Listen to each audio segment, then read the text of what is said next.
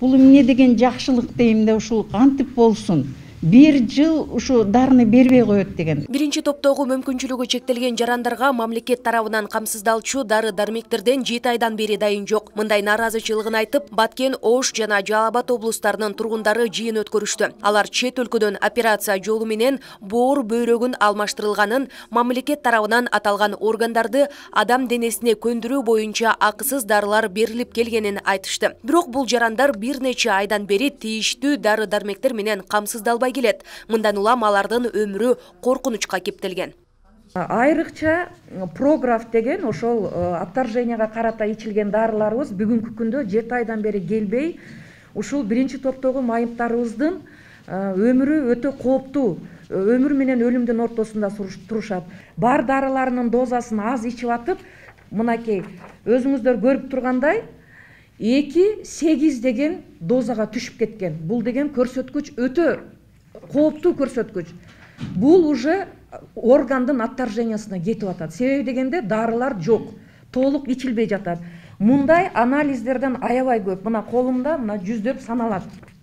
Мына бул жерде дагы 3-11ге түшүп кеткен, мына 2-8ге түшүп кеткен.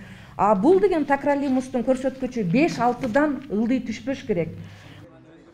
Дары-дармектер чет өлкөдөн алынып келингендиктен аталган медициналык каражаттар катардагы дарыканаларда сатылбайт. Учурда аман калуунун жолун издеп, айрымдары дары-дармектерин жарым дозадан ичип жатса, башкалары дары берилбей жатканы аз келгенсип, каатчылыкта өз акчаларына көмүскө базардан кымбат баада дары алып күн көрүшүүдө. Индия өлкөсүнө барып орган алмаштыргандардын арасында өз үйүн сатып, операция жасатып келгендер да бар. Мындан ары дарыланууга аларда такыр мүмкүнчүлүк жок. Декабрда тендер өткөрүлдү, январда берет деди. Январдын 10-нан кийин берилет деди. Макул деп, январдын 10-на чейин алган дарыларды ушундай экономдоп, 4төн ичкендин ордуна 3төн 2ден ичип, эконом кылып, январдын 10-на жетсек, эми бизге айтып атат, марттан кийин дейт да. Анан бул жердеги бизге бөлүнгөн акча каяка кетти? Мына азыр бар жогубуз, мына мурда биз 1,5ден алып атканбыз. Күндөн күнгө барган сайын прогрефтер кымбаттап атат. 1,5ден алып атсак, бир коробкасын. Кийин 2000ге болду. 2004 аз 3000ге чип кетти. Маалымат жыйынга чогулган жарандар бул маселенин тыкыр жана шашылыш түрдө чара көрүлүүсүн талап кылышууда. Мындан улам өлкө башчыга жана УКМК төрагасына кат аркылуу кайрылуу жасап, кол топтошууда. Ошондой эле өкмөт тарабынан бөлүнгөн каражаттарды шалаакылык менен пайдаланып, бейтаптарга жеткирбей жаткан Саламаттык сактоо министрлигинин да ишине көзөмөл жүргүзүлүшү керек дешет. Ушул кантип Кудайга жаксын, ушу өкмөттүн акчасын ушинтип эле ортодон эле ушинтип жей берип, анан эми ал желип ушинтип атканда алар ушундай кадимки көрүнүш катары көрсө, биякта адамдын өлүмү, өмүрү жөнүндө сөз болуп атпайбы? Биз ошон үчүн баардыгыбыз суранабыз.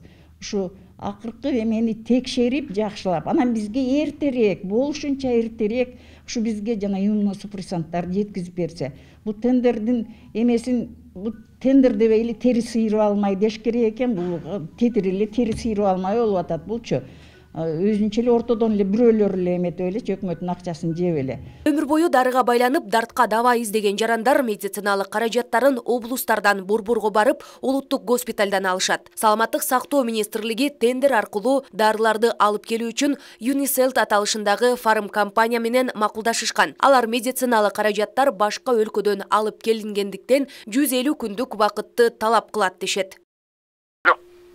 Ооба, декабрда былтыркы жылы өткөн.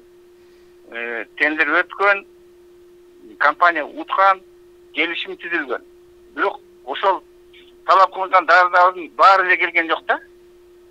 Эми билесиздер, бул өтө кымбат баалуу жана чет мамлекетте даярдалуучу дары-дармектер.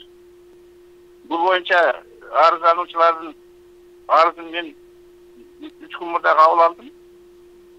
Сүйлөшүп, дары-дармектер департамент жетекчиси менен сүйлөшүп, фарм компания менен сүйлөшүп, ушул дары-дармектерди баягы келишимдеги срокту күтпөстөн эле бир жардам катары алып келиңиздер деп, азыр ушул иштин үстүндө иштер жүргүзүлүп жатат.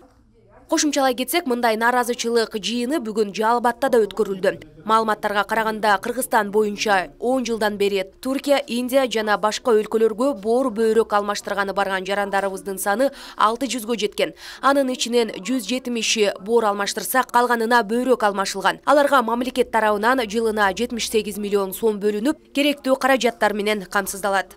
Айганыш Туратбек кызы, Гайбила Иргашев, Ош ТВ жаңылыктары.